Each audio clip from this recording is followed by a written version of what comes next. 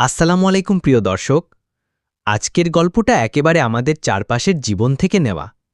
এক মেধাবী ছেলের অহংকার কিভাবে তাকে ভেঙে ফেলে আর সে কিভাবে শিখে নেয় বিনয়ী মানুষের আসল গুণ, সেই কথাই আজ তুলে ধরছি। যদি আপনি এখনও আমাদের চ্যানেলটি সাবস্ক্রাইব না করে থাকেন, তাহলে একবার করে ফেলুন আর পাশে থাকা বেল আইকনটা টিপে দিন, যেন এমন হৃদয়স্পর্শী গল্পগুলো মিস না করেন। চলুন তাহলে শুরু করি আজকের গল্প, অহংকারের পতন।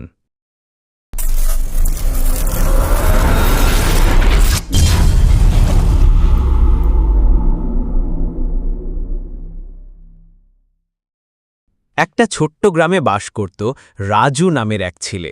ছোটবেলা থেকেই রাজু ছিল খুব মেধাবী। স্কুলে সব সময় প্রথম হতো। শিক্ষকরা সব সময় তাকে আদর করত আর সহপাঠীরা তাকিয়ে থাকত অবাক হয়ে। রাজুর বাবা একজন সাধারণ কৃষক ছিলেন। অনেক কষ্ট করে ছেলেকে লেখাপড়া শিখিয়েছিলেন।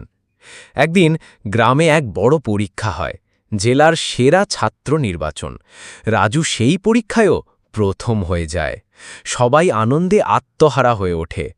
মিডিয়ায় তার নাম ছাপা হয়, শিক্ষামন্ত্রী পর্যন্ত তাকে অভিনন্দন জানায়। এরপর থেকেই রাজুর মধ্যে একটা পরিবর্তন আসতে শুরু করে। সে এখন আর পুরনো বন্ধুদের সঙ্গে গল্প করে না, মাঠে আর খেলতে যায় না। যারা তার চেয়ে একটু কম মেধাবী, তাদের দিকে তাকাতেও চায় না। তার মুখে এখন শুধু একটাই কথা, আমি অন্যরকম, আমি সেরা। তার মা বাবা অনেকবার বোঝানোর চেষ্টা করেন, বাবা, মানুষকে ছোট করলে নিজের সম্মানই কমে যায়, অহংকার মানুষকে ধ্বংস করে। কিন্তু রাজু শোনে না। সে মনে করে, ওরা বোঝে না আমার মান কোথায়। আমি একদিন শহরে গিয়ে ডাক্তার হব, বড়লোক হব।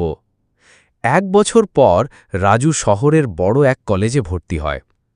প্রথম কিছুদিন সব ঠিকঠাক চলে, কিন্তু সেখানে সে দেখে তার মতন বা তার চেয়েও অনেক বেশি মেধাবী ছেলেমেয়েরা রয়েছে। কেউ রোবট বানাচ্ছে, কেউ আন্তর্জাতিক প্রতিযোগিতায় অংশ নিচ্ছে, কেউ গবেষণার কাজ করছে। রাজুর অহংকারে ধাক্কা লাগে। সে ভাবে, এরা কিভাবে এত কিছু পারে? আমি তো গ্রামে সেরা ছিলাম। আস্তে আস্তে তার আত্মবিশ্বাস কমে যেতে থাকে, আর সে একা হয়ে যায়।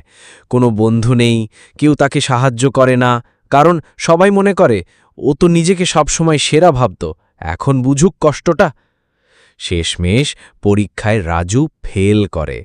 সে ভেঙে পড়ে, গ্রামে ফিরে যায়, চোখে জল নিয়ে বলে, মা, আমি ভুল করেছিলাম, আমার অহংকার আমাকে অন্ধ করে দিয়েছিল। তার মা তাকে বুকে টেনে নিয়ে বলেন, বাবা, ভুল করা দোষ না, কিন্তু সেই ভুল থেকে শিক্ষা না নেওয়া বড় দোষ। এরপর রাজু আবার নতুন করে শুরু করে।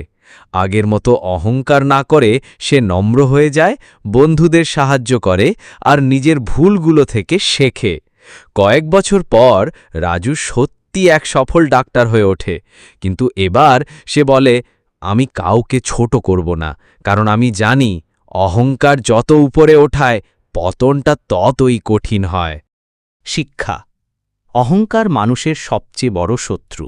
তা যত মেধাবী বা গুণীই হোক না কেন, বিনয় ও সহানুভূতি মানুষকে সত্যিকারের বড় করে তোলে। এটাই ছিল রাজুর গল্প। সে বুঝেছিল পৃথিবীর সবচেয়ে বড় শিক্ষা অহংকার নয়, বিনয়ই রয়েছে সত্যিকারের সম্মান। আপনিও যদি এমন কাউকে চেনেন যার জীবনে অহংকার তার উন্নতির পথে বাধা হয়ে দাঁড়িয়েছে, তবে তার সঙ্গে এই গল্পটি শেয়ার করতে ভুলবেন না।